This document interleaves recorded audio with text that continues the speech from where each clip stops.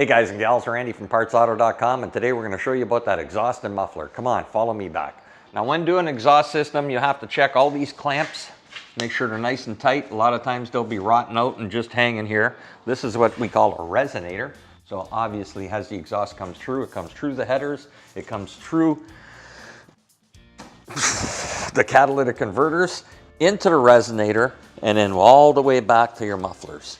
Now if you have loud exhaust noises, definitely come down here and check for rust and corrosion. This exhaust system is a stainless steel exhaust system, so it's not going to rust through. But that doesn't mean it's not trouble-free.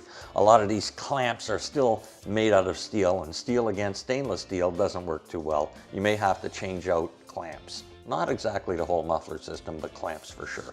Now, that's it. Catalytic converters, resonator, and mufflers.